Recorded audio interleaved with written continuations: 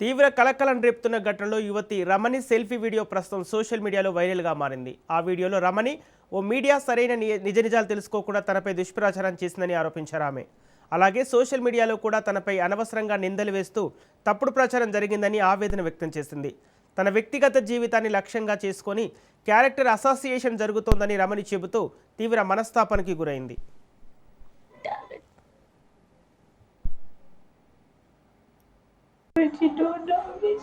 మా తమ్ముడనే అనుకున్నా. చిన్నగా ఫోర్స్ చేయబట్టుకొని బ్లడ్ ఇంజెక్ట్ చేసి వేయండు. నేను భయపడి అరిచిన ఎవరు రాలేదు. తర్వాత నేను మా ఫ్యామిలీ ఎవరికి చెప్పలేదు. ఎందుకంటే నేను సూసైడ్ చేసుకుందామని ఫిక్స్ అయినప్పుడు నేను ఎవరు పెళ్లి చేసుకోలేదు, నేను సూసైడ్ చేసుకుందామని ఫిక్స్ అయినా. అందుకే నేను ఎవరికి చెప్పలేదు.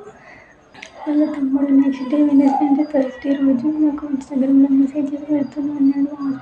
హాస్పిటల్కి వెళ్తే పోలీస్ కేసు అవుతుంది, ఇంట్లోకి నీకు ఏం కాదు, ఫీవర్స్ టాబ్లెట్స్ వేసుకోవాలి ఫోన్ మెసేజెస్ పెట్టాడు.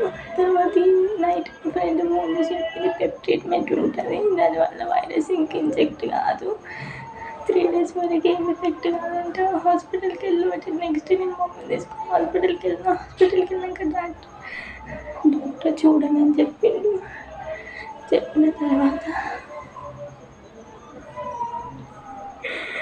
పోలీస్ కంప్లైంట్ ఇచ్చినాము. పోలీస్ కంప్లైంట్ ఇచ్చిన 5 daysకి యూట్యూబ్లో వీడియో అప్లోడ్ చేసినాము. నేను ఇట్లా స్టేట్మెంట్ చేసి చిన్నప్పటి నుంచి నేను కష్టపడి చదువుకొని ఎవరిని ఏమలేదు అలాంటి రెస్పెక్ట్ ఉన్న వాల్యూ మొత్తం తీసేసాను. ఫిజికల్ ఇంటర్వ్యూస్ అయినా అని గలీగా మాట్లాడుకుంటూ తప్పు మాటలు మాట్లాడిన క్యారెక్టర్ని చేస్తున్నా. ఫిజికల్ ఇంటిమసీ అయితే నాకు మొత్తం రావాలి కదా.